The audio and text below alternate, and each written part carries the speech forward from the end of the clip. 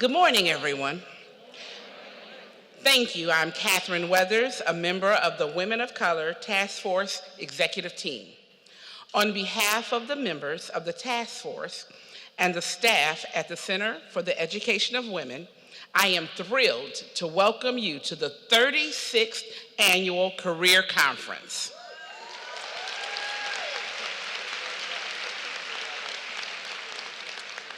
Hopefully, you are excited to be here this morning to kick the day off of learning and networking.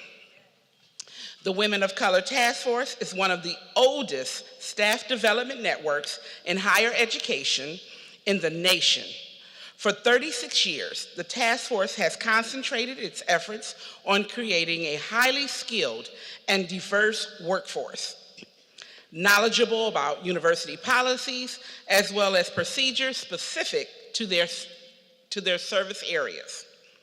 Our members are committed to the career advancement of all staff at the University of Michigan because we understand that staff play an integral role in the success of every great institution. The conference theme, Equity for All, Reclaiming Our Time. Now, I'm sure a few of you out here are wondering, what were the conference planners thinking when we selected this theme? So let me explain. On December 15th, 2017, the headline on CNN was, 2018 will be the year of women. However, back in July 2017, U.S. Representative Maxine Waters pushed back during a House Congressional Committee meeting to an all-male panel and stated she was reclaiming her time.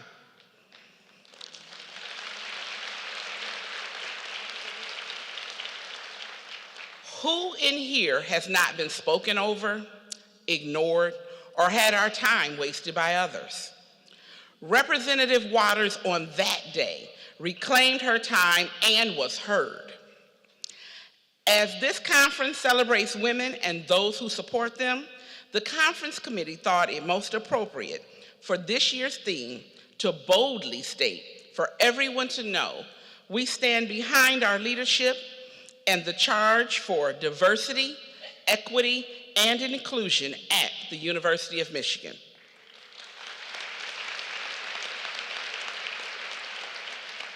We're pushing back and we're reclaiming our time now in 2018. We felt this sentiment would be clear with the theme of Equity for All, Reclaiming Our Time. We want equity for all, and we stand today to reclaim our time. Now, everyone, stand up.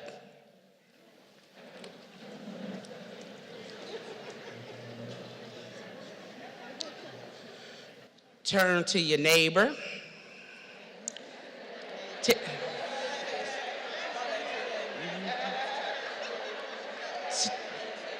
Tell your neighbor, equity for all, and I'm reclaiming my time. Okay, say it again, because y'all didn't say it right. Tell them, equity for all, and I'm reclaiming my time.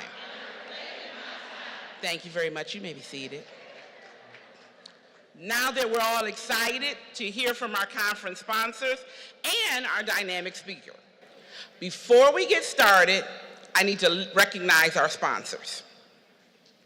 Support for this conference was provided by the Office of the Provost, University Human Resources, LSA, the College of Literature, Science, and the Arts, the Ford School, and the Michigan Medicine Human Resources Department. It's my privilege to introduce our 2018 conference sponsors. These are the leaders who encourage and support staff development every day at the University of Michigan. I have to have a special shout out to our community and transportation sponsor, Golden Limousine, for providing the shuttle from Palmer Parking Structure to the Michigan League. A very special thank you to TIAA, our Platinum Plus corporate sponsor, for the 6th straight year.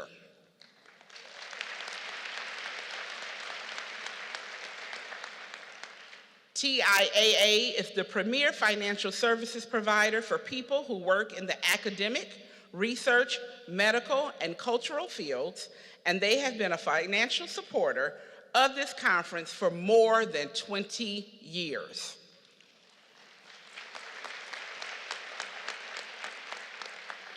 We are thrilled to have representatives from both the Midwest Regional Office and the 2 Ann Arbor offices.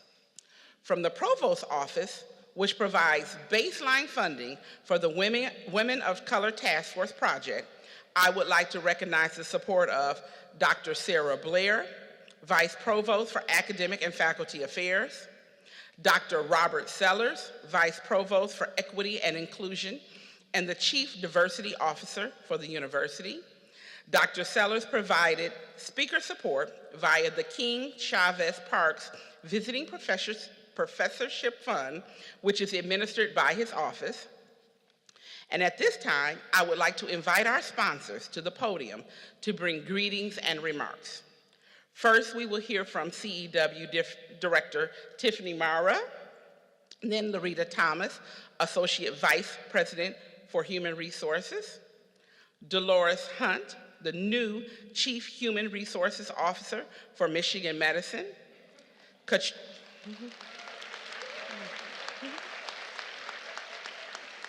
Katrina Wade Golden, Office of the Provost, and then Teresa Serafimofsky of TIAA.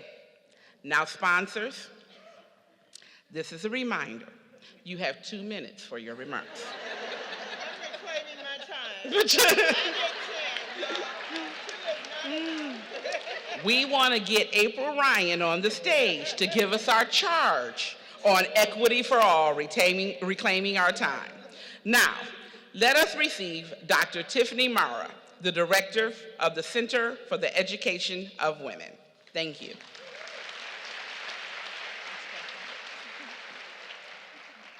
Hello, my name is Tiffany Marr, and I'm the Director of the Center for the Education of Women. I'm thrilled to be here and look forward to connecting with each of you. I'm very grateful for the caring, supportive, celebratory tone of the conference, as it's a wonderful respite from all that's going on in the world. Thank you for being here, supporting each other, and engaging with those who are new to the conference. Putting on a conference of this magnitude requires a lot of teamwork and dedication. I want to introduce you to those who made today possible. Will all current members of the WCTF of the task force please stand up? And please remain standing as I introduce others. These, for everyone in the audience, these are the people who made today happen. They're the people who provided the vision, the inspiration.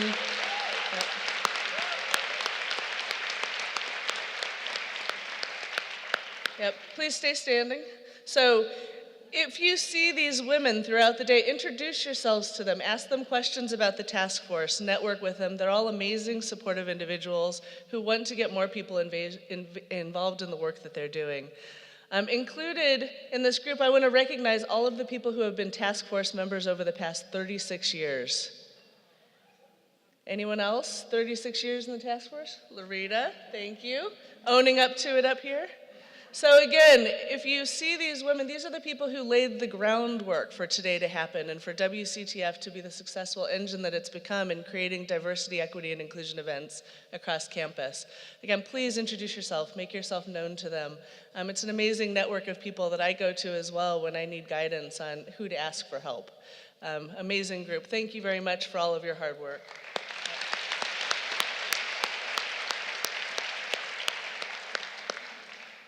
There are also people who support WCTF in the work that they do. And that includes, if you wouldn't mind standing, CEW staff, workshop presenters, and conference sponsors. Let's thank all those standing for their collective effort. Thank you. All of us form the infrastructure of our campus operations, from keeping our offices running smoothly, assisting students in finding resources they need, maintaining our amazing buildings and grounds, conducting research and lab experiments, to fundraising, writing grants, caring for patients, and every other task that all of us do every day. Today we celebrate and honor you because we truly are the ones that make blue go, and that's no small feat. So thank you to everyone who's here today celebrating ourselves. I want to share with you some exciting news about CEW that will be announced formally in the coming months. In an effort to best impact the lives of the larger constituency, CEW is adding a plus sign after our name. While the plus sign will not be spoken, it will be displayed in print to symbolize our inclusivity, collaboration, and expansion of services. You'll notice it's already in the marketing materials for today. CEW will continue to address the challenges and issues uniquely faced by women, especially women of color. But in addition, we will identify and develop programs designed to support underserved populations across campus. We will also serve as a convening organization for U of M units that serve non-traditional students. The goal of this collective group of individuals serving non-traditional students will be to identify barriers to student success and work with U of M leadership to create solutions. It's not enough to just call out problems, but instead we must all be a part of the solution as well. So that'll be our focus. We're going to continue it to evolve in the coming months. You'll notice new programming, increased partnerships across campus, a new fresh website that's mobile friendly, and our focus is to ensure that anyone searching for belonging finds it both at CEW and at the University of Michigan. Thank you to everyone here who over the past year has provided insights into our organization to make these changes possible. Finally, I'd like to acknowledge the generosity of all of the conference sponsors that are listed on the back of the program and that Catherine mentioned. Without your support, staff development, and outreach events like this conference could not happen successfully. So please join me again to honor today's event sponsors.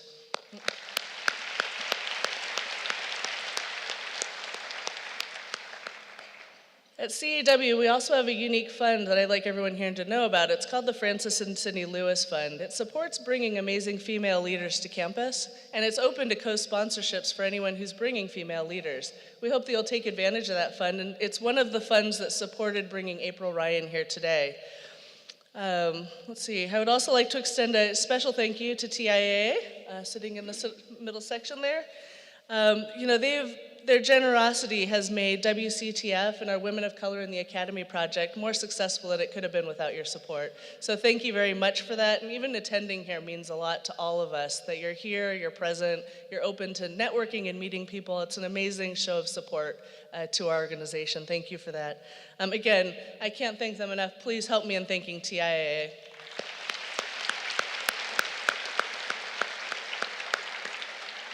And finally, to give Loretta more time, I'd like to welcome Loretta to the stage. Thank you.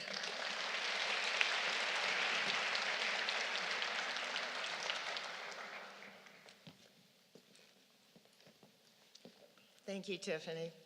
2 minutes, really? For me?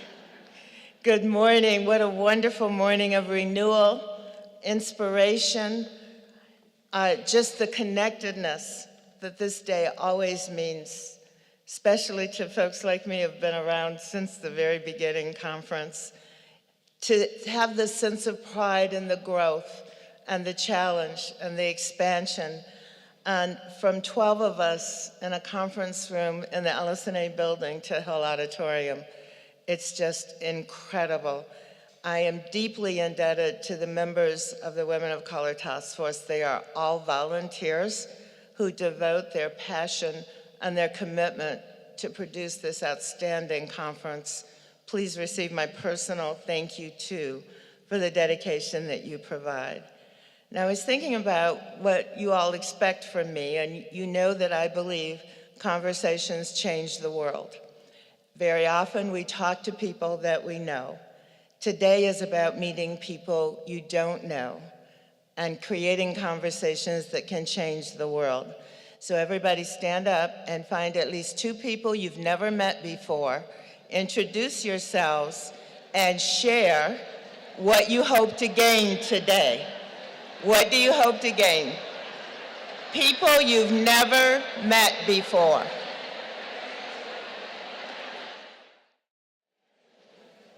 You just created enough energy to light the whole campus of the University of Michigan. So continue that networking all day long.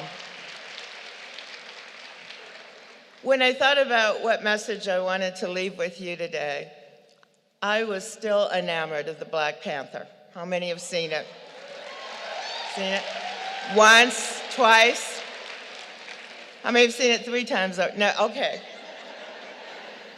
When I imagine, and if you haven't, you've got to see it. The themes in it are so powerful. Those of you that have, imagine the challenge scene. And imagine a little bit of Wakanda being here in Ann Arbor, Michigan. And imagine Flint on one of those cliffs, and our Dearborn community on one of those cliffs, and LS&A on one, and those of you from engineering, and Wolverine Tower, and facilities and operations.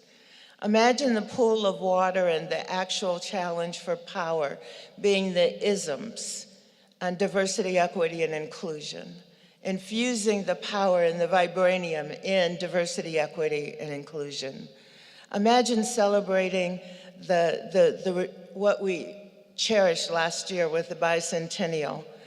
Imagine that beautiful work of art being where people go, the tribute to the University of Michigan staff. Imagine that we are, and it didn't take much creativity to do, as I thought about the roles of the women and men in Black Planet. And I thought about the mothers and the sisters and the scientists and the engineers and the nurses and the knowledge seekers and the teachers, the powerful representation of the women of Wakanda, and the holding up of the integrity and the courage and the principles of the men of Wakanda. And I imagined that feeling being in Hill Auditorium in the Modern Language Building and the League, and the outcomes of that movie being a better future for our children, our sisters and brothers, and the students that come here, the patients that come here, because of who you are and what you do.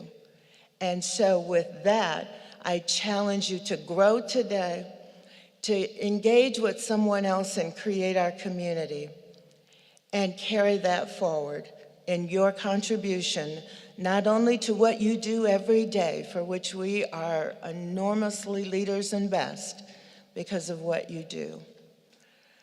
My final thank you, in addition to all of the ones Tiffany and Catherine gave, are to a group of individuals that engage in their volunteerism to lead the staff voice of the university, that over the past year has been heard in ways it's never been heard before.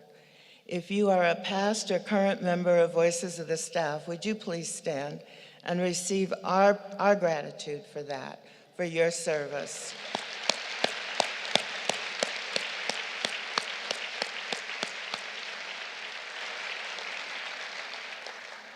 Thank you.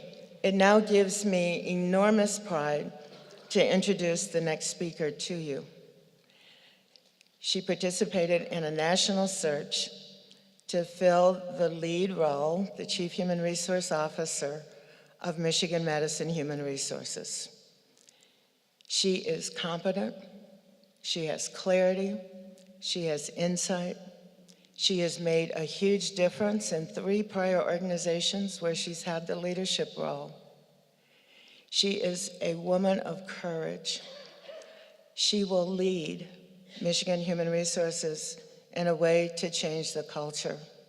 I've had the privilege of knowing her personally, her strength of values, her commitment to make a difference, and the impact she has on people's policies, programs, and systems. She is my sister, she's your sister, and we're gonna help make her successful. Would you give her a Michigan welcome? This is her 2nd week.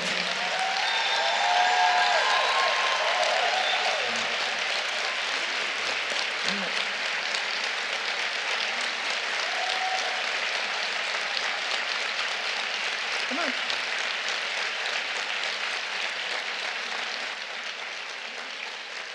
On her program, it says Dolores Hump, but this is Dee. So come on up, Dee.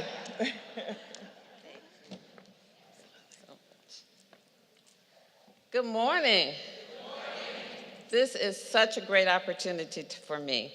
I've been to 2 conferences before, but they were in small rooms.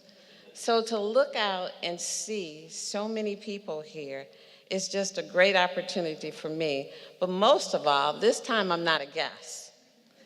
I'm part of the University of Michigan family, so I am excited. And today you have an opportunity to learn so much from so many.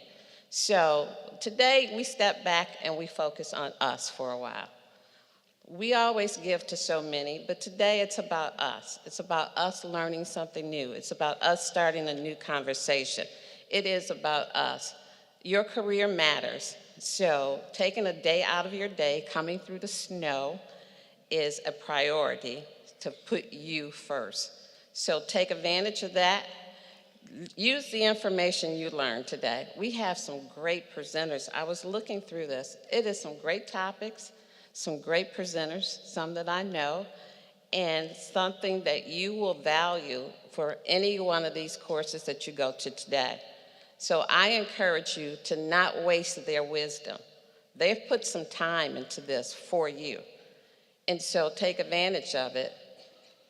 Take it in, breathe, and then also invite somebody into your circle to have that different conversation, but also share the learning that you received today. Now, I'm a firm believer in the I am factor. How many people have heard of the I am factor? Many folks are talking about it now, writing books on it, but the I am factor has been around for years. We did it when we were kids. I'm going to be a teacher. I am going to be successful. I'm going to write a book. I'm going to be the Chief Human Resources of Michigan Medicine. Just saying. But we've done that. And the teaching is that whatever follows I am in the universe follows you. So just like it happens when you say positive, I am going to be successful, success is going to follow you. Just when you say every morning when you get out the bed and your feet hit the ground, I'm going to be happy today. Happiness is going to follow you. But on the negative side, if you said, I'm just going to have a bad day today, a bad day is going to come running after you. It's actually going to chase you down. So let's think of this as the I am factor. I am here today to make today a day about me. And I am here today to learn something new. And don't keep it for yourself. Let it go to somebody else too. Start that conversation. And when I think about I am, I think of it like this. I initiate a plan. Aim for success. There's no other option. There is absolutely no other option. Failure won't come into play here. We're going to be successful. And M, make it happen. Whatever you have to do, make it happen. You made it out here today, you can make anything happen. Just trust in yourself. And then I'm going to close when I say something that I saw on a slide presentation when I was going to a development class, whether you call it career development, self-development, or personal development. We're going to learn something today. But here's what I saw. It said the 3 C's of life. You must make a choice to take a chance, or your life will never change. Have a great day today. Thank you.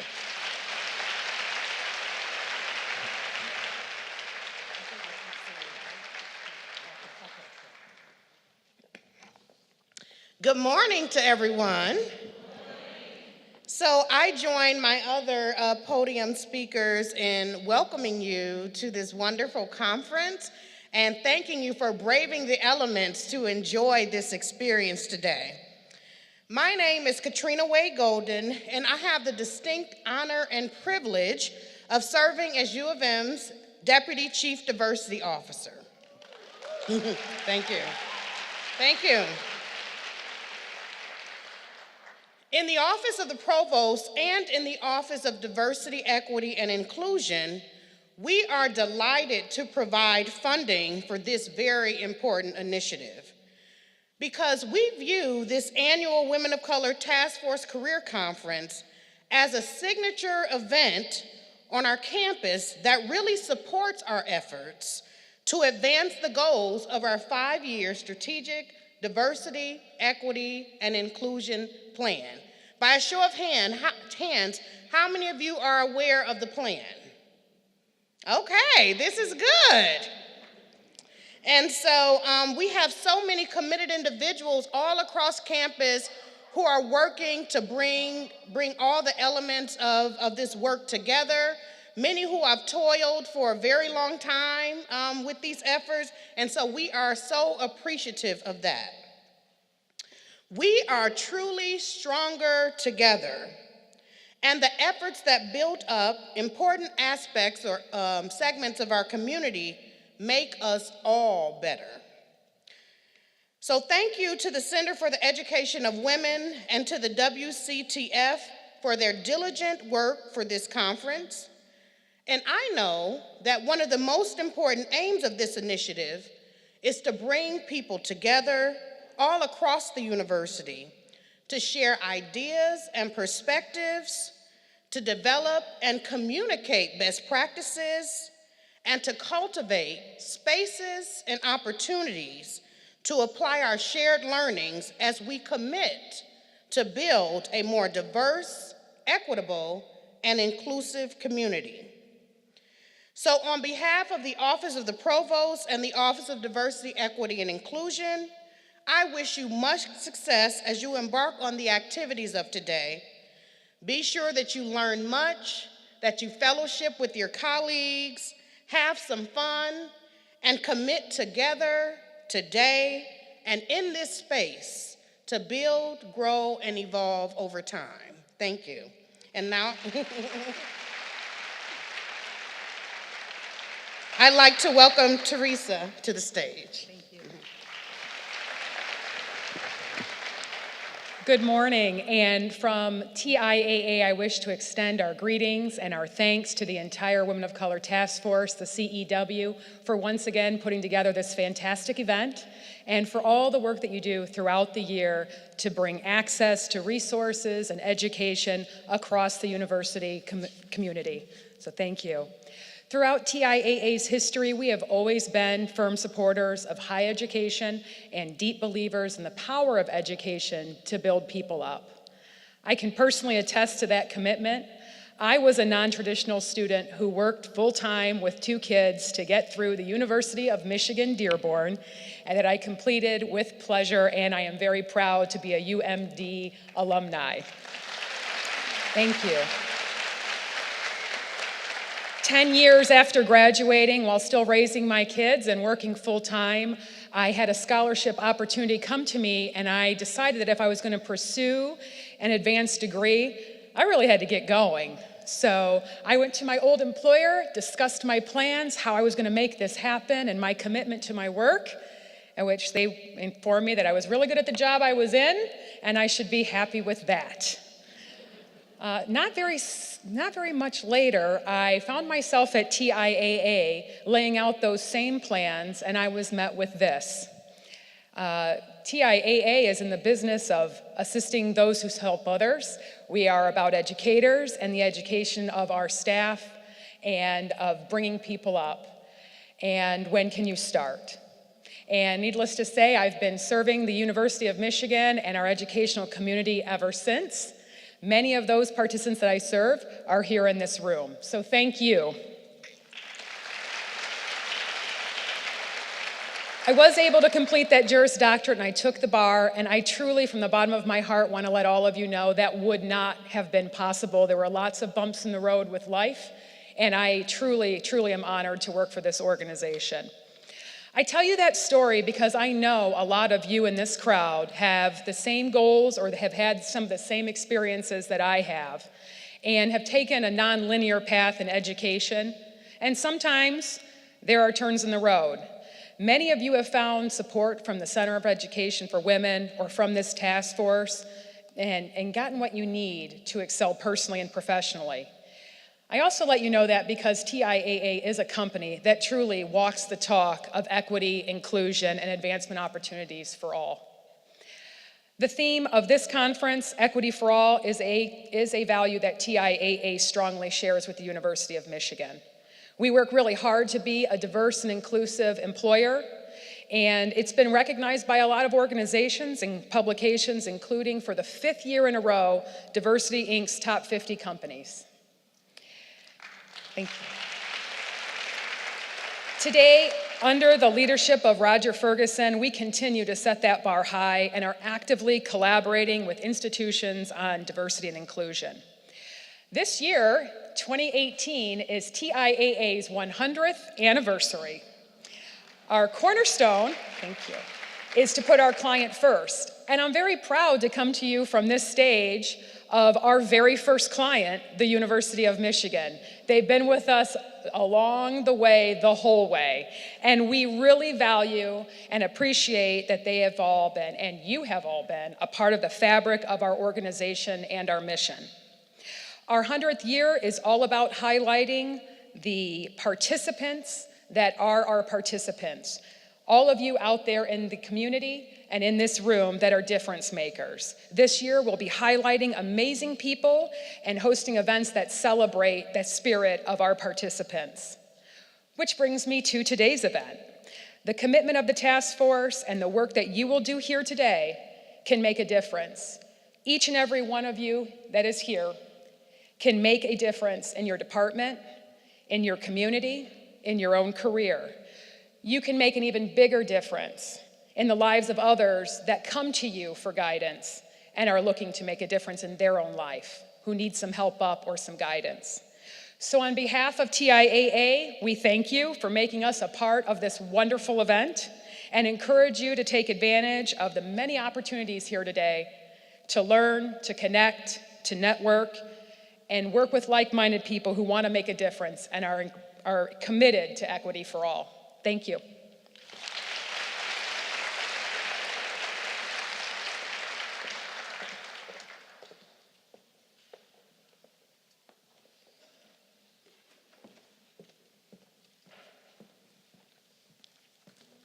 Good morning.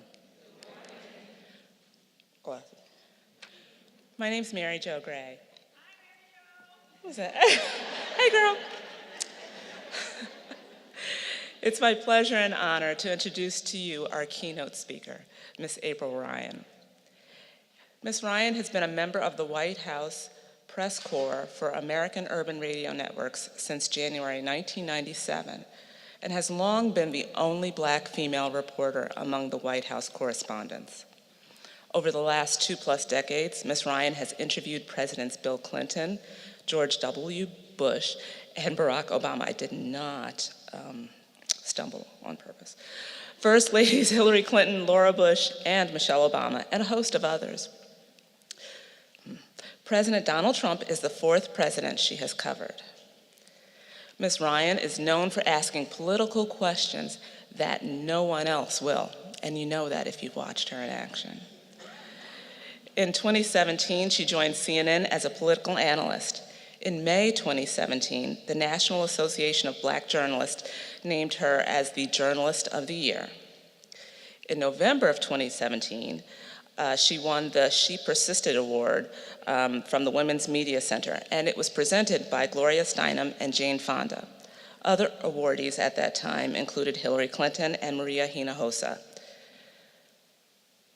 She is a member of the National Press Club and is one of only 3 African Americans to have served on the board of the White House Correspondents Association. Like many of us, Ms. Ryan juggles. She is a divorced mother of 2 young children, and to get here, she juggled, as probably some of you did with this weather. So I ask you to please join me in extending a warm welcome to Ms. April Ryan.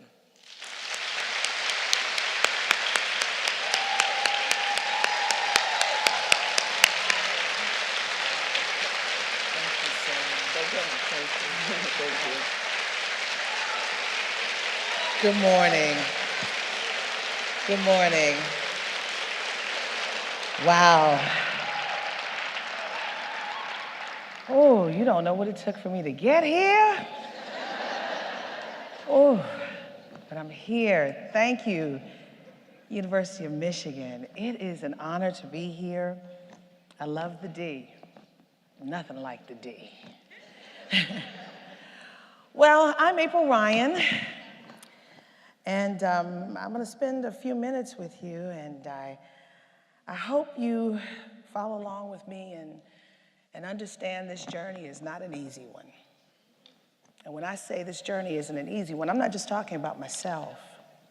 I'm talking about all of us. You know, I heard some of the illustrious speakers before talking about different things, and the I am. I'm a firm believer in speaking into existence what you want. But I didn't speak this last year into existence, I can tell you that. It has been an interesting ride, I must say. But I bring you greetings from the American Urban Radio Network, where I have been the White House correspondent for 21 years. I've been here longer than this year. For the last 21 years, thank you. And also from the mighty CNN, where I know all of you watch every night, right? Hello, that was weak.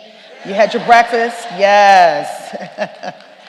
Yeah, it's been interesting. And before I start, I'm gonna tell you, I was determined to get here. I don't know why, but this is gonna be a good interacting session today. Yesterday, I was crazy. I didn't look at the weather. I said, I'm going to the D. Had my little tennis shoes on, no socks. I'm serious, my jeans with the holes in the knees, thought I was okay, you know. Then they say there's a delay. I said, for what? You got ice and snow after 65-degree weather. I'm like, what in the world? 60 degree, whatever, it was in the 60s. And I said, Lord, the days are numbered. I said, so I said, but before you're calling into our Lord, just let me get to the D. We circled around, they said, we're gonna be the only plane to get here. One of the few planes. I said, okay, good. I said, that was a good sign. We were delayed, but I said, it's a good sign in my no sock wearing, tennis shoe wearing self. I said, I'm gonna get to the D even if the snow is like way high and I gotta step my tennis shoes in the snow. Well, we fly over Detroit, start circling. And they said, we gotta figure out if we're gonna land, hold on. And then my phone comes up talking about we're in Canada. I said, oh Lord, this is not a good sign. Then they tell us we're gonna go to Grand Rapids. I said, okay, that's close, we're gonna be all right. Next thing you know, they said, well, planes are sliding off the runway. I said, ooh, yes. And then they said, one got stuck. I said, oh, I gotta get to the D. So then they said, oh, you're going to Pittsburgh. I said, oh God, come on, what is going on? I said, okay, there's a plan, but we're still gonna get there. So I said, are you taking us back to Baltimore? I said, no. I said, okay, we're close. People were talking about getting in the cars and driving. I said, I don't have a map. I can't drive. So they said, we're gonna try it again. And we got here. As soon as they landed the plane, I said, Lord, thank you. So I needed to be with some like-minded women today because, you know, sometimes the road gets rough and it's not easy. You know, I leave a place where we talk about freedoms. We talk about freedoms, we talk about equality. But I work in this wonderful, beautiful building that's situated in a town that is male-dominated. Male-dominated, historically male-dominated. Not just male-dominated, white male-dominated. It's the truth. Nothing wrong with that. But when the rhythms are what they are, and you raise your hand and ask a couple of questions, you're told stop shaking your head. You called Miss Piggy, but I think Miss Piggy's fabulous.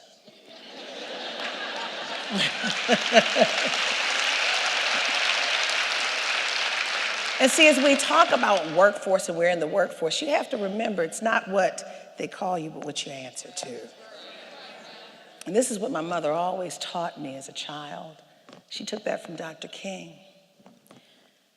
And I think about, it's not about politics, it's not about policy, it's about humanity. It's about the heart. I am going to be who I set out to be. I never as a kid thought that I was going to be a White House correspondent, never ever. And if you hear any of my friends say that, they're lying, because I never ever thought that. I just wanted to be in the business. I didn't sign up for this. But now that I'm in it, what do? I keep going. Why? Because I stand on the shoulders of too many people who didn't know there was going to be an April Ryan, but they knew that there was going to be someone along the way who was going to raise their hand and ask a question. There's nothing wrong with asking a question, especially when it's relevant to situations.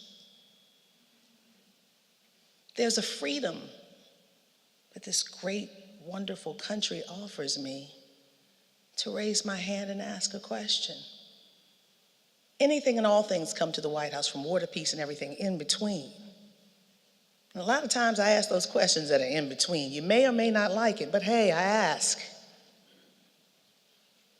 But when I ask, there's a freedom for me to ask that. It's called the First Amendment. It's called the First Amendment. When our glorious founding fathers founded this nation, they didn't know there was going to be a thing called the Twitter or social media or such an expanse along the nation with the highways and the byways and the freeways. And they didn't know there was going to be a young lady, a little African-American woman in the White House questioning 4 presidents. But they are covering me like they're covering you. And when we talk about freedom, freedom of the press, and just freedoms, period, let's go to the dictionary, because my story is intermingled with freedoms and all sorts of isms and everything, anything you can imagine. But free, adjective, not under the control or in the power of another. That's 1. 2, not physically restrained, obstructed, or fixed, unimpeded. First Amendment has given us freedoms, and we have to remember that. So when I walk into the White House every day, like you do in your job, you know what you're doing. You're freely doing it. But sometimes when you exercise those freedoms, there is pushback. Pushback. And I'm in the throes of writing another book. And the book, I am so excited about it. I am so excited about it because it details this last year. Yeah, I tell it. I really tell it. But it details everything that has been going on. But I think about the things that I've gone through, and when you go through it, sometimes you say, I'm not going to do this anymore. I'm walking away from it because it's too much. There was a time I said that. There was a time I said that. But I said I haven't done anything wrong. There's a freedom that I have. And it wasn't a coincidence that all of this stuff was happening around the same time. You talk about reclaiming your time. I didn't know the day that the Sean Spicer shaking your head thing made it so into the viral atmosphere, the viral video atmosphere and the memes. And so I didn't know what was going on. All I know is I was hurt. I was hurt on my job. I was hurt. I wasn't paying attention to Twitter. I was just doing my job, asking about, of all things, Russia. And then Sean, my dear friend, who said, when you talk of Russia, you'll say if the president puts Russian salad dressing on his salad, that's a story. Thought it was trite, but hey. But I was accused of shaking my head. But later that day, I started seeing women at work. I said, what in the world? They linked me with Maxine Waters. Now, I work with Maxine Waters every now and again. We're not like bosom buddies or anything. We talk every now and again. I do stories with her. But they linked me because we were two black women at work who were chastised for either our looks or something we allegedly had done. And in my next book, I found something that's so poignant, and I said, I have to use this, and I want to share it with you. It's a study, and I want you to look it up. It's catalyst.org, the Knowledge Center. Day-to-day experiences of emotional tax among women and men of color in the workplace. This is big. The emotional tax, a challenge companies can't afford to ignore. This report examines the emotional tax levied on Asian, Black, Latina, and multicultural professionals in the United States as they aspire to advance and contribute to their organizations. In particular, we focus on an important aspect of emotional tax, the state of being on guard. On guard. For many of you who don't understand, it means, I'm from Baltimore, it means having your head on a swivel, like, what's coming next? Ducking all the time. The state of being on guard, consciously preparing to deal with potential bias or discrimination, our findings show that, one, first bullet point, Asian, Black, Latino, and multicultural professionals pay an emotional tax at work when they feel they must be on guard to protect against racial and gender bias. Two, this experience was shared by nearly 60% of the women and men of color we surveyed. That's a lot of people. That's the majority. Employees who feel on guard are most likely to want to leave their employers and face challenges to their well-being. Another bullet point, a majority of those who are on guard have a strong drive to continue and contribute and succeed, suggesting that the loss of their talent would be detrimental to the organization. To retain these valuable employees, this is another bullet point, and address potential reasons for being on guard, leaders must cultivate inclusive workplaces. Isn't that something? Something we already knew, but in 2018, we still have to get a study. It amazes me. We still have to study what someone feels and what's the obvious. But I say all that to say, as I'm here in Detroit at this wonderful conference where I see women who have achieved here at the university and academia and other places, don't give up. Keep going, because they want you to walk away from your dreams. I think about my situation. It doesn't even compare. When you look at what happens on your job or what have you, I think about what really matters. This year has been nothing compared to the loss of my mother 10 years ago. This year has been nothing compared to being a sandwich generation kid, raising two kids, a 15 and a 10-year-old, 50 myself, working in a whole nother city, 2 hours away each way, having a father with dementia, trying to put him somewhere in an assisted living facility. Doesn't compare. What matters is what's in your heart and what you do. It's not about what they call you, it's what you answer to. So, and then I think about, and when I go into my workplace every day, I don't play to the camera. I could care less. I just go in. I mean, it's crazy. When you go sit down and put your lunch on the desk and get ready for the day, you think about the day. Yeah, there just so happens to be cameras around. So what? You ask a question because it's there. You do your job because it's a job to be done. So what people say, oh, you shouldn't be in that room. Sarah should take your press pass. Yeah, right, try it. 21 years, it ain't gonna happen. What have I done? But I think about, this is nothing. Yeah, sometimes they may say some little snide thing, being cynical in the office to you. So what? I think about the women who charged ahead for us to be even in this room. I'm serious.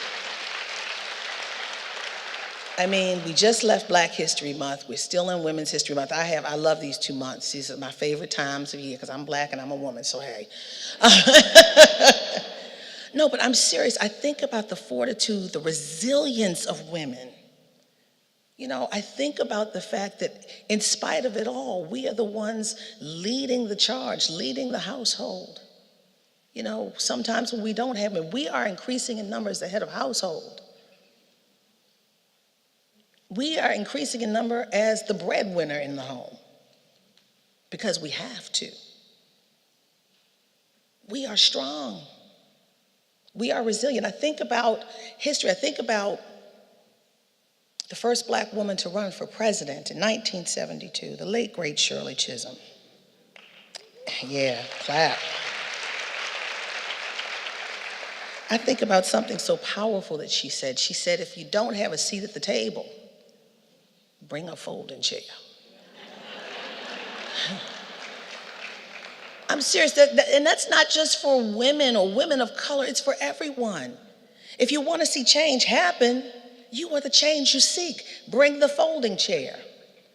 Make that seat, put that space, move so-and-so over, bring your chair and squeeze it right in.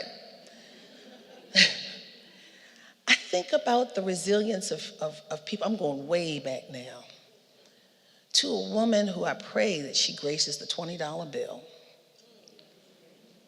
I think about the Spirit, how the Spirit says, something's not right. Even if I'm not formally educated, something's not right, but I want to see some change happen. I think about this woman who said, no, come here, so-and-so, go with me, we're going up north. And the question is, do you understand the condition that you're in to be able to actively fix it? Because she said, this great woman who we call Grandma Moses, Harriet Tubman, she said, I could have saved thousands more if only they knew they were slaves. Do we know our condition? Do we know the situation? Do we know the battlefield? Do we know the field? Do we know the state of play to even be able to combat what's going on that we're trying to fix? Now, I'm just saying this, I'm not combating anything. I'm not in the resistance. I'm just a reporter that's asking questions. I'm serious. But sometimes those questions need to be asked because the system changes or acknowledges a wrong through questions. Sometimes we, as reporters, have helped shape policy by just asking simple questions, or they see that something's not right, or see that something going on that they don't normally see. I sit in a very strange perch. Third row, smack dab in the middle. They cannot miss me, even though they act like they don't. They give me eye contact all the time. Have you noticed everybody all around me but me? I'm like, okay, I see what you're doing, but it's okay. It's not what they call you, it's what you answer to. I think of our resilience as people, and I'm not saying it's me, I'm thinking of all of us. But once we see the state of play, when do we start saying, okay, this is the issue, I put it on the table. When do we find solutions and understand it's not you, it's not them, it's not her or him, it's we the people? When do we start finding those solutions to start coming together? That's what I do every day. I see the problem, present it, and then ask people for the solution of coming together or fixing whatever the ill or issue may be. The stakes are very high right now. The stakes are high on almost every level. The stakes are high for women. I'm serious. The stakes are high for minorities. And right now, we're seeing the stakes are so high for our kids. And if you don't believe, and I'm telling you this from 21 years of sitting in this, being blessed to sit in this seat and watching what's happening in America. If you believe that inaction is action, you're wrong. You're wrong. The squeaky wheel gets the oil. You know, at the very beginning of this situation in Florida, and I'm not even getting into the gun debate, but I said, people were all discounting the kids. I said, I said, they picked up something that we dropped a long time ago. That blueprint, that wonderful blueprint. They understand that galvanizing persistently and consistently gets attention. Why this moment? Why this moment? Because emotions are raw, people are raw, people are looking for change. I'm telling you from what I report. Be it change in your office, be it change in your community, be it change in your church, be it change in your nation. Excuse me. People are looking for change. And if you don't believe me, think back a couple of years ago when this young guy didn't have much political experience, but he had experience with some ears and a bop, said, change. People wanted change. And then I think back to a few years ago, this man from New York who didn't have any political experience, but offered change. People want change everywhere. Two polar opposites, but it's saying people want change. You are the change you seek. You are the resilience that you seek. You are the solution that you seek. It's not about politics. It's not about one person. It's about we the people. Yes, we are women. Some of us are minority, but we are women together. When one hurts, the other hurts. For my minority community, it's not about who's light-skinned, who's dark-skinned, who's what. We are one. When you are, or who has a house on the hill and wearing red bottoms versus who's got the Mercedes or the hoopty. We are one. Maybe the ones with the Mercedes and the Mercedes can fund the one with the hoopty to march.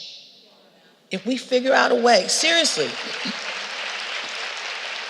if we figure out a way to come together and look at the heart, because some of this stuff is crazy, that we're dealing with. It's us versus them, and it's not. We the people. That's what I report on every day. We the people.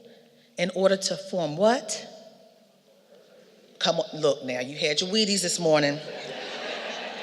We the people, in order to form a more perfect union. We the people. We the people. We the people. So, if I leave you with anything today, I want you to understand you're a survivor. You are persistent. You are me, I am you. We all face the same things. But when I look over the last 21 years that I've reported on, I've seen great change. But we have to remember, you can't keep pointing fingers at some one person. What can I do to change the situation?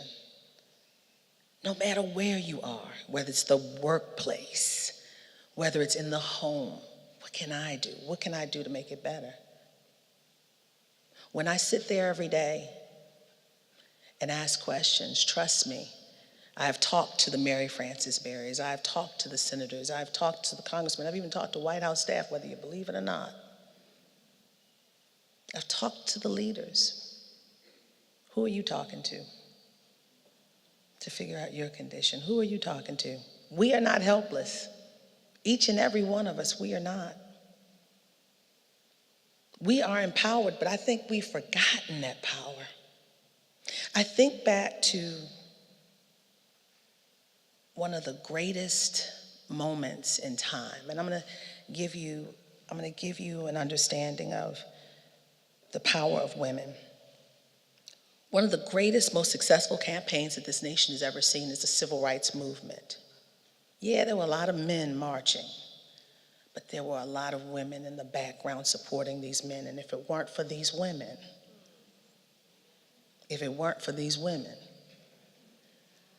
a lot of these women were the mothers who gave, in the South, who gave Harry Belafonte, Congressman John R. Lewis, Dr. King places to stay, because at that time, before the Civil Rights Act, they couldn't stay in a hotel. So they stayed on the pallets. These women went in the fields and got the tomatoes and tomatoes and fed them and gave them the butter beans, my favorite, butter beans, and fed them so they could keep on marching. And I think about a mother of a great man today who did not want her son to march. See, women, believe it or not, we set the tone. If we're on the table at home or in the office, it's gonna be crazy. And I'm telling the truth, even though you don't want to acknowledge it. But I'm gonna tell you how a tone is set. I think about Harry Belafonte. I interviewed him for my second book, and he brought me into his home and we were talking, and he said, look, my mother is the reason why I became an activist before I was an entertainer. She said, don't ever see an injustice and walk away from it. But I also think about another mother who set the tone, but in a very different way. This young John R. Lewis from Alabama, he had this dis-ease in his spirit. He wanted to be the first Black to attend Troy State, but Dr. King came to their home and said, there's a price to pay if you become the first Black student at Troy State. He said, you and your family, your mom and your dad could lose this 100+ acres of land and your home could be bombed. He saw his mother's face and he said, I don't want to do that to my mother. He revered his mother as his mother never wanted him to march with Dr. King. But he said, Mom, he wrote her a letter, I understand you don't like this, but I've got to. Because he was one of those kids who wanted to get a library card when Black kids didn't have a library card in his community. He was one of those kids who said, Mom, I see all the white kids talking and giving reverence to the women in the community, but they don't give reverence to you. He called his mother Mrs. Lewis instead of Mom. He gave her that reverence. But she did not want him to march. But it was her faith that gave him the courage to keep on, even though he said she didn't want him to do it. So he was marching and marching, and then imagine this mother being upset, watching TV, Bloody Sunday in Selma. You're seeing the sting of the hose on the skin, the bite of the dog in the flesh, and the crack of the billy club on the skull, and his was one of those. Think of her not wanting this, all just for the right to vote. But he said, my mother used to stand there saying, I've never seen the righteous forsaken or his seed begging bread. So that gave him pause to keep going on. Her faith is what propelled him, even in the midst of all of that, and her not wanting him to do it. So they got the Civil Rights Act the year before, and they dared LBJ to do something about it. They went out and created the conditions, so they made it happen. She changed. She was the impetus for him to march, but her heart changed when she saw her son get the Voting Rights Act. And once they got the Voting Rights Act, she said, okay, there's something to this. She was one of those in Alabama who said, we are right, we don't want to rock the boat. But when she saw the Voting Rights Act, she went out and got people to go to vote and voted herself over 50 years ago. We women set the tone, whether we know it or not. We have power, we are empowered. What are you going to do with your power? How are you going to make a difference? With that, I offer you opportunities to inspire anyone that you touch today.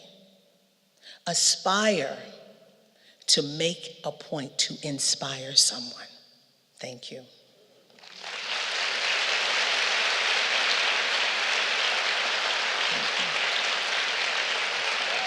Thank you. Thank you. Thank you. Thank you. I think we're going to have a question and answer session now. And I just want to say this to you. Be kind. Be kind. Be kind. Thank you, guys. This is wonderful. So I think there are microphones in the audience. Go to the microphone and ask a question, and I will do the best I can to answer. Don't be shy. All right, do we have a question? I think we do. Or do we? Okay. No questions. Any comments? Go to the mic. Okay. It takes that one young voice to break the ice, and she's not young. She looks youthful.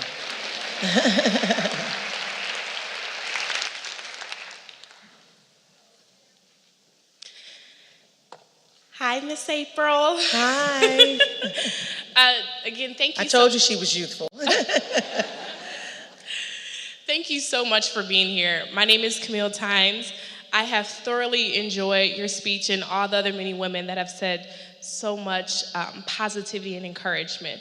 As an up-and-coming professional who aims to make social impact and change and build bridges, I often find it difficult to keep the focus on the main thing while you still navigate the waters of politics and bureaucracies and personal agendas. So, as you, being someone who I look at as and admire because you are the epitome of grace under fire. Wow. Like, seriously. Thank you. I don't pay attention to it because I can go home and go to sleep and I get a good 8 hours sleep because I know I have not done anything wrong. Go ahead, I'm sorry. Well, here's my question to you. What advice would you give to me and other people who want to make change but see how draining it is? How do you prepare for that continual battle for success and making sure that you are prepared intellectually, emotionally, and spiritually so that you can stay focused but keep your integrity and still address the real issues? First, know who you are. First, know what you stand for. You have to be firm in who you are. I'm 50 years old, and I'm going to tell you something. When I was in college, I see these young kids now, and I think about 58 years ago, with those 4 young men at North Carolina A&T who did the sit-ins. They were 17 and 18 years old. And those sit-ins actually forced Woolworths to change their policy. They began integrating because of that.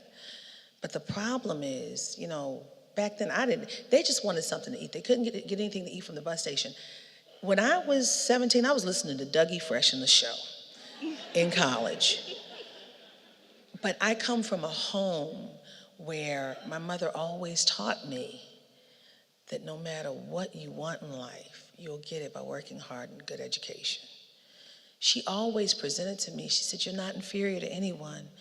She taught me the history, and I'm so thankful to her because, we could stop at a stoplight. And she said, oh, a black man made that light. I'm like, okay, Mom. Every time, I'm like, oh. If I had peanuts, if I was eating peanuts or playing with a peanut, you know the uses of a peanut? George, this lady in the front row, you understand.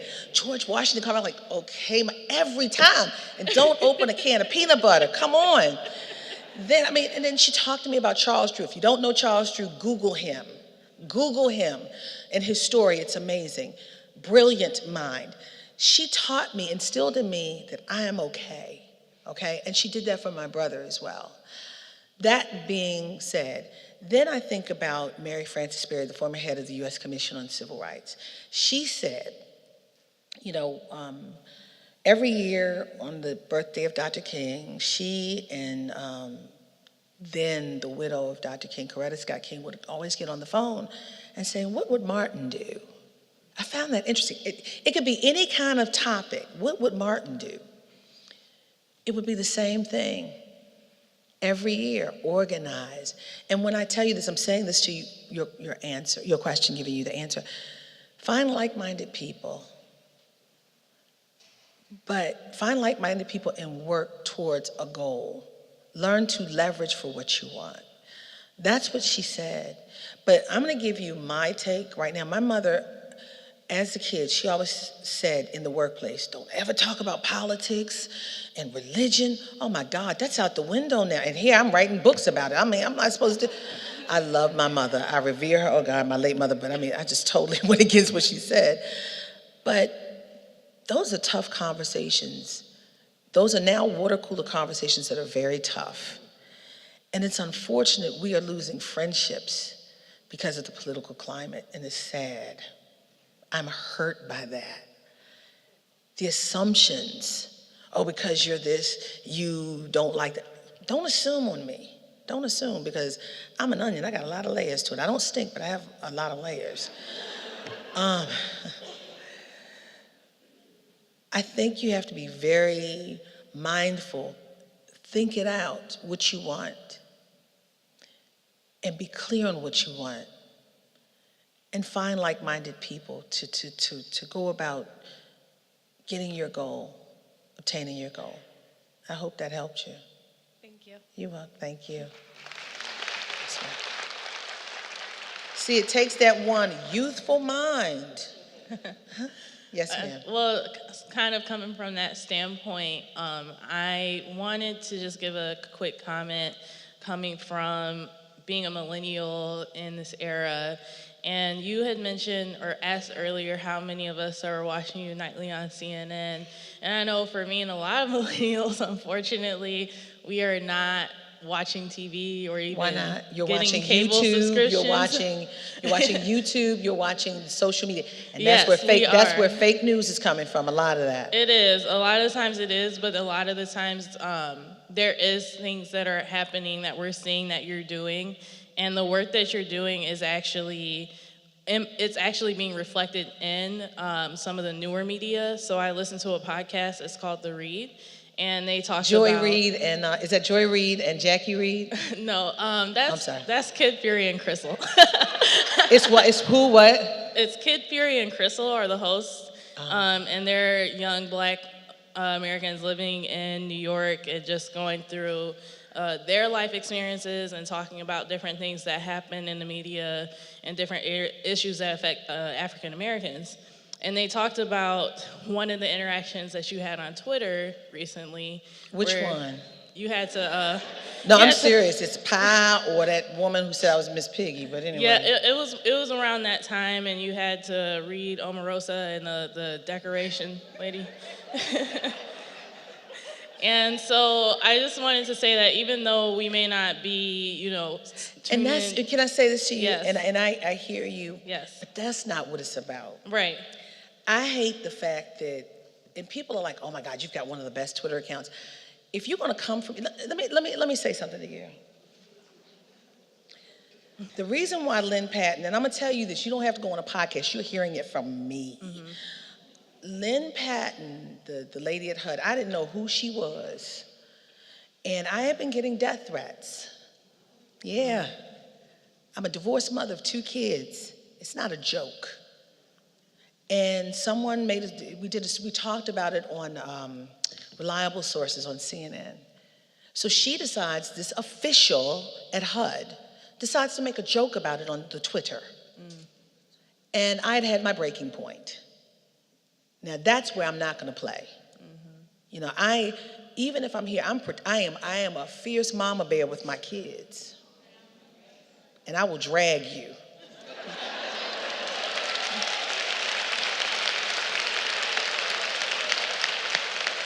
And if I see somebody else messing with someone else's kids, that's not right.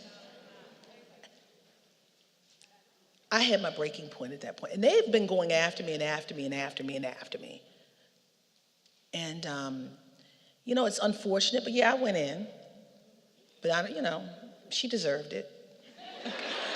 They were very happy with what you did. They went through your whole background. They weren't happy? No, they loved you. It was a very positive response.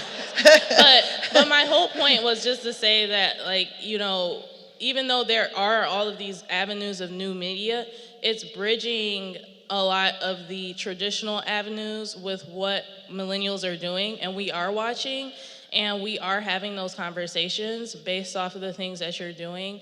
So even if we may not be able to say, oh, I'm watching the news every day, we're paying attention, we are having the conversations, we do want change as well, and I just want to thank you for standing up for yourself and continuing to do the work that you do, because it is so important. Thank you so much. You're so sweet. But what I would like for you to do, and tell all the rest of your millennials, please watch the news too.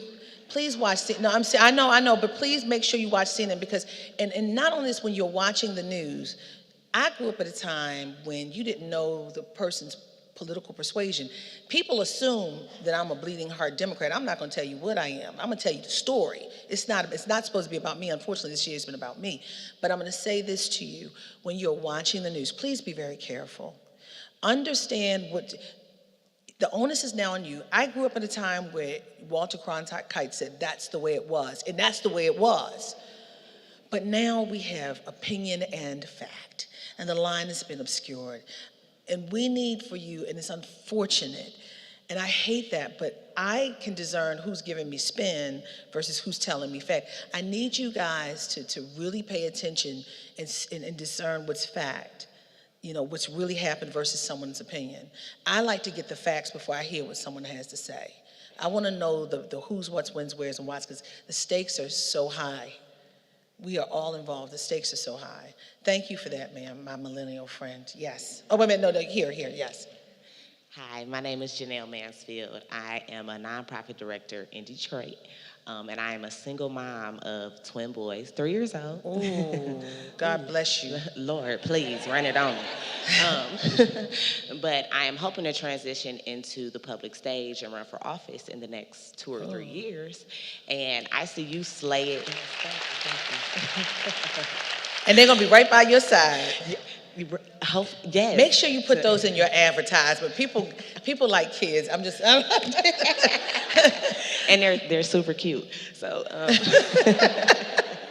and I see you slay it and speak truth to power and write books and do appearances, but you're also a single mother. Yeah. So my question to you is, what are tips to balance going into the public stage and doing this work? You need support. Yes. Period. And I'm embarrassed to say this. I've gone through 3 nannies in 6 months, and my aunt has come back. Oh, yeah. Oh, Lord. Yeah, it's not easy. They come in, their representative comes up, and then a few weeks later they show you who they are. No. You don't let my kid out in the middle, even if it's on the school campus, without handing them off to someone in the dark. I don't play that. So, gone. My family, people who you really trust, I surround myself. I have a team. I can't do this by myself. I have an agent, my agent and publicist is the same person. I have I have a lot of people who support me. I have one of my girlfriends from growing up in church together is my assistant. My aunt cares for my kids. She's been really caring for my kids since they were for 15 years. She stopped. That's why I got the nannies. And I'm like, I'll pay you. I got on my knees. I said, how much? And she came back. She came back. But I really, but I'm serious. This is real. We have these issues. These are, many of you, I believe you probably have stories about getting up, going to work, husband or no husband there, trying to get the kids to school, making sure they're home, making sure they're going to their activities and doing their homework. It's not easy. And then talking to the school teacher and then making sure they go to their doctor's appointments. Come on. And then you got to work. Please. Yes. And then the men in the audience don't understand, but we do a lot. We are super women. What's Karen? No, but Karen White said, I'm not your I'm saying I'm your superwoman. Amen. So, yes, I own it. No, but I recommend that you get people you can trust. You're going to go into the political realm. You have to have people who are your ride or dies, who will keep your secrets in the vault forever, who will stand by you in thick and thin, tell you when you're wrong, but also love you when they're telling you you're wrong. And watch your children know that when you leave, they are in great hands. They are safe. So I encourage you. my mother is gone. My mother is gone. My mother left me. My mother died 10 years ago. So I have a big network of people I can trust. And that's a big thing. And it's not about loyalty, it's just about trust. People I know that have my well-being. And you're gonna have to pay sometimes. And you're gonna have to pay sometimes. But I hope that helped. Absolutely, thank you so much. Run, sister, run.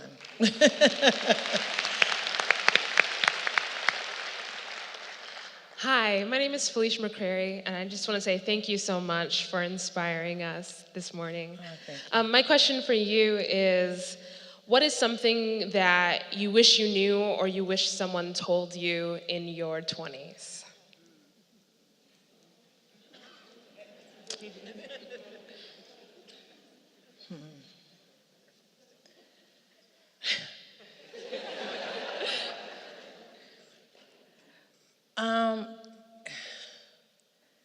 Well, my mother told me when I got married, the day I got married, which made me mad, she said, everything's gonna fall on you as a woman. I was like, no, it's not. And she was right. And I'm like, oh God.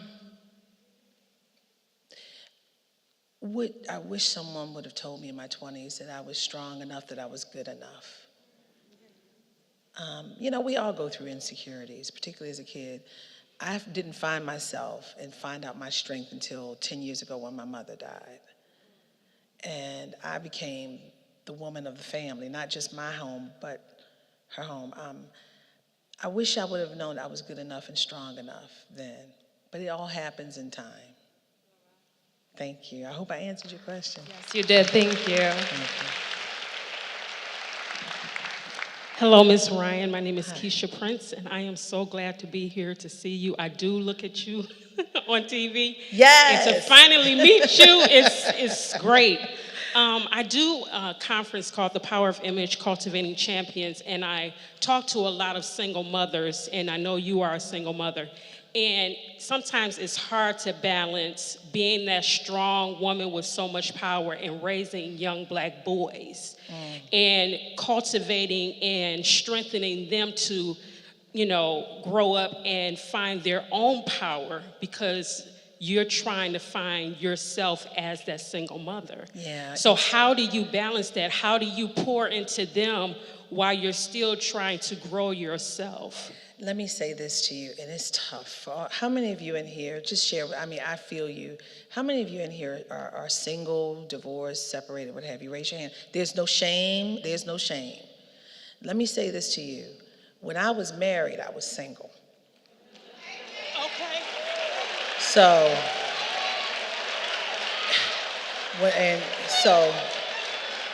No, this is truth. No, this is truth. And I said, if I got to do this by myself, what is the point? And so I was figuring it out on the way. But again, I got support. And I understood I sacrificed. And I sacrificed. But I put positive people around my girls. My girls are now saying they want me to, I don't really date much. But they want me to, because my focus is them and work. And maybe I do, I don't know. But this is honest talk today. So, but they have positive male role models in their life. You have to be careful, not just with girl children, but with boy children. Who are around them, who's in their life. You've got to be careful, I'm telling you. So when they are around positive people, they're around positive family structures, even if it's a mother and two sons, or a mother and one child, or a husband and wife team. But they have a family structure. They know they know the importance of family, a foundation of family. They understand.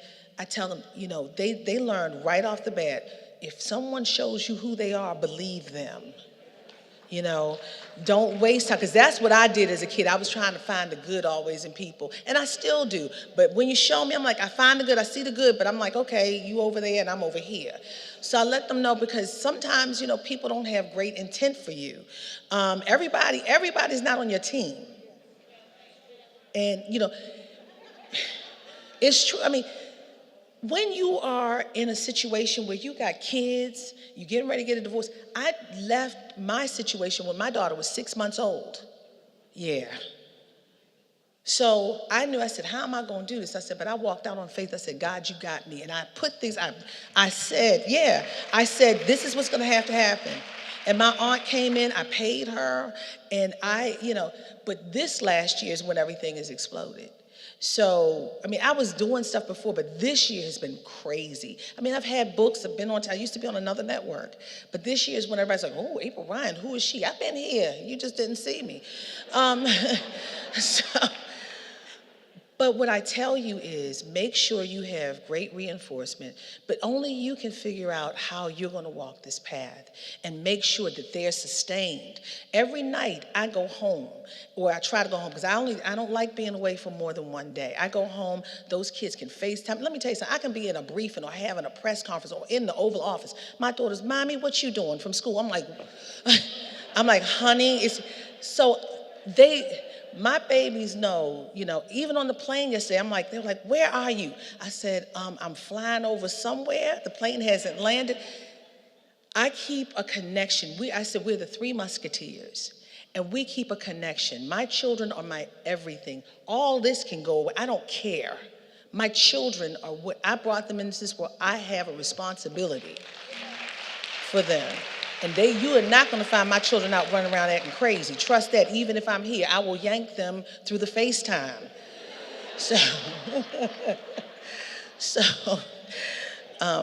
No, but you can do it. Just map out, look at what you want and what is feasible, and make it work. You can do it. Don't say anything is possible, but you just got to go out and try and ask and see if you can put it in place. Thank you so much. Thank you. I'm telling my business. Hi, April. Thanks for coming to Detroit. How are you? I'm Joe Zanawagas. I've worked for my career in helping get people with developmental disabilities out of institutions. We've closed them in Michigan and around the country. And I wanted to, thanks. I wanted to say I'm sorry about your mom. And I wanted to tell you, we really owe you a lot of gratitude for what you're doing.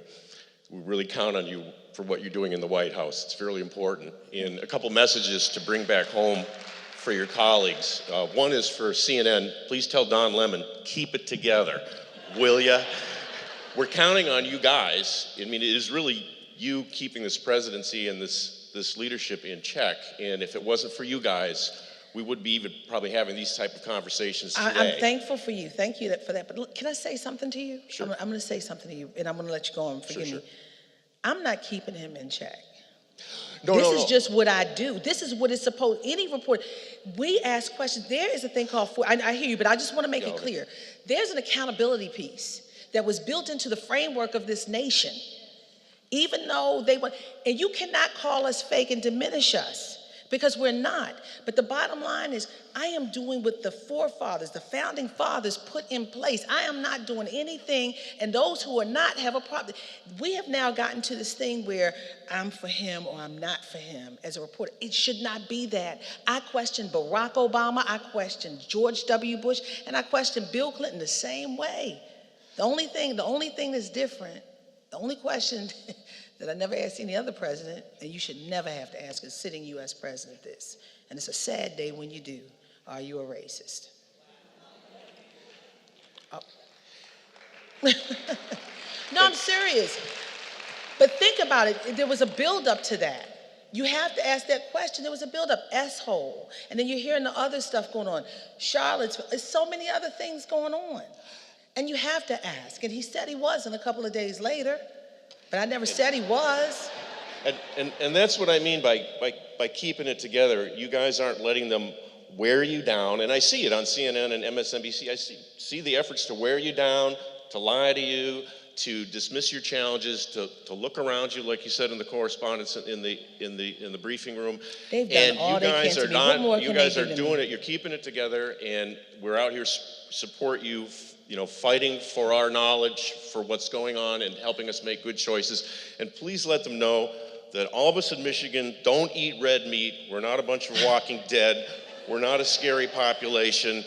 And I we're a come lot of to Detroit Democrats a out lot. here, I but I think you're think wonderful. characterize us. So it's not always what you see on TV in Trump land, so to speak. But we appreciate what you're doing. And He loves Michigan. You guys gave him Michigan. No! Wait a minute. Oh my God. It was the Russians. The Russians gave him Michigan. Comrade Trump. The Russians You gave liked Comrade me until Trump I said Michigan. that, Lord. So I just want to close because I'm taking up too much of your time. But I like you. is that I'm encouraged by you. And as this one homeless guy sleeping on the streets in London said, I'm going to leave you with this thought as I was staggering by, running through the streets of London, and this guy who was clearly struggling, and he looked up and he said, "You just keep on going, kid." Oh, thank you. Thank you. You are wonderful. But when they suppress the press, it's not about us. When they call us fake and stuff, they're trying to discredit us. It's about you. It means you don't get the information that you're supposed to get. So be mindful. It's not about us. And I'm going to say this to the gentleman. They have done, I'm not scared of anyone. They have done all they can. What more are they going to do to me? I mean, they've tried to embarrass me, calling me names. Actually, when I was in college, I used to call myself Miss Piggy. I thought she was fabulous. So come with another one, because I was looking for Kermie back then. So anyway, yes. People just don't know. Yes, they say it's only one more question. So here's what I want to do. We've got 2 more people behind. I want to do a lightning round because I want to get to everyone. I thank you guys. This has been fun. You made me tell my personal business today. Come on. I don't normally do that. Yes, ma'am. Good morning, Ms. Ryan. Thank you so much for your resolve and your commitment to being in Michigan this week. I'm a 2-time Michigan alum, engineering and MBA, and I'm a mom of 4, 2 natural-born sons and 2 adopted daughters. All right. And I was galvanized into action after 11/8/2016 when the Russians delivered Michigan, and I Y'all started to hyping look. Putin up like, oh I my started gosh. to look closely at the representation in our own state, and that's something we've been talking about a lot today. And came to learn that we have 1 female Democratic senator in the great state of Michigan. We have 3 Republican women. So of the 4 women in our state Senate, 3 are term limited. We have 0 Democratic moms. And with everything that's going around gun sense, I'm very concerned. So I was galvanized into action. I'm running for the Michigan State Senate. All right. This is the year of the woman. Women are running. We're gonna see what happens. And I'm gonna watch this. I'm gonna watch for you. I'm gonna see what happens. Thank you so much. I'm not a career politician. I have real life experiences. I'm inclusive and I'm courageous. And I would love your insights and advice as somebody who's been close to the helm of politics. What are the qualities that make for the most effective public officials? What should I make sure I cultivate? And to all of those in the establishment who think you need elected experience, could you please give me some insights on what makes for someone? 2 things. Be sincere. People can see when you're not. Trust me. Mm-hmm. Be sincere. 2, make sure you know the issues. Because if you don't, they will eat you up. 3, everyone matters. You better touch everyone. Because, people want to feel that you're courting their vote. So I think those 3 are the top 3. But also know who you are, but I really, and you said, people want change in something different, but what we've seen, they want something different, but they also want you to know the issues because the stakes are so high. Know the issues like the back of your hand. You got to study. You've got to study. And if you're sincere, people can see it and knock on every door, touch every person. So those are the big things I would say. Thank you so much. Thank you. Hello, last question. Hi, my name is Cheryl Boyer, and cannot tell you how excited I was to hear that you were coming today. Sorry to say that 2 years ago, I would not have known that you were here. I would not have known specifically anything about you. I am more dialed in now than I have ever been in my entire life. And looking to, as many other people are, become active and find my voice. Probably going to start with something small, maybe a precinct delegate. But one of the things that anyone that knows me will tell you, I am not the most patient person in the world. You better find some. Yeah, and that's what I'm. And that's You better find some. And so that's when I see you. That's what I see. I see you have this ability to just stay calm, ask your questions, and stay focused. And I would ask what advice you have to develop that or focus on that. Oh, and one other thing. Yes, I do watch CNN, but my girl Rachel's on at 9, so I got to watch her. I love Rachel. Okay, so you have an exemption for that 1 hour, but you come back. So I watched her the other night too. I was like, go Rachel, I did. Oh, yeah, every night. And if you notice, I tweet other people too. I mean, but CNN. But first of all, patience is a virtue, they say, but I don't take this personally. This is my job, but I'm diligent at my job. You have to just keep at it and understand that there's a goal that's going to take, things don't happen that fast, and if they do, you got to watch it. You're like, what's behind it? So there's a long haul. I mean, I've been sitting there. I didn't think I was going to sit there for 21 years. I mean, if they say, they mostly go to the front rows and then jump in the back, and then they come to get me last. I'm like, okay, I'm going to sit here. And I listen to what they say to everyone else. And I've taken that as a blessing and sometimes as a curse, but as a blessing because I hear all the questions that others have asked and the unanswered questions that come from that. And I listen and say, so I'm going to put it this way. And she'll give me something a little bit more. Or they normally give me something a little bit more because I've had time to listen to the game that they play, the back and forth. Or I ask something different that nobody else is paying attention to that's just as important. It's not, and if they don't answer, I'll either scream at them, and they come back the next day. Or if they don't answer, I go to a congressional leader and talk about the story, have a voice on it. So either way, I'm going to get the end result. And that's what I know in my being. I don't rely on them. And a lot of times you can't. They don't give us the information that we want. It's the reason why they call us the press. We normally get it from the outside and press them for answers on the inside.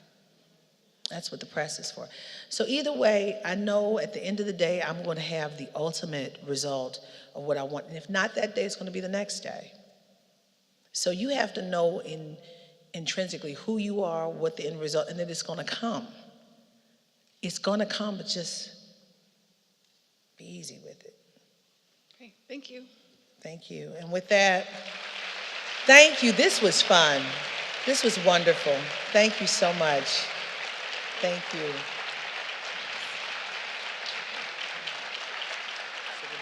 Thank you so much for your time. Thank you so much. This was wonderful. Absolutely. Okay. Oh, don't leave just yet. We just have a couple minutes here. We have a special presentation that we'd like to present. We'd like to present a KCP certificate to April Ryan here. And just to give you a little bit of context, funded through both the University of Michigan and the state of Michigan, the King Chavez Parks Initiative contributes to the intellectual diversity of our community by providing faculty, staff, and students with expertise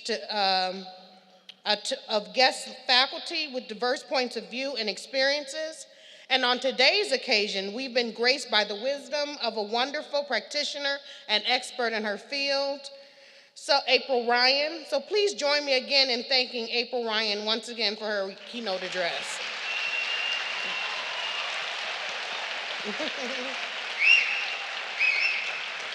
Absolutely. So on behalf of the Office of the Provost and the Office of Diversity, Equity, and Inclusion, we would like to present you with this certificate. Oh, thank you. And it reads, this certifies that April D. Ryan served as a King Chavez Parks visiting professor at the University of Michigan and is hereby granted all the rights, honors, and privileges thereunto are pertaining. In witness whereof the seals of the state of Michigan and the University of Michigan and the signatures of the university officers thereof are hereunto affixed. Oh, Thank you so much. Thank you so much. This is lovely. Absolutely. Thank you so much. Thank you, guys.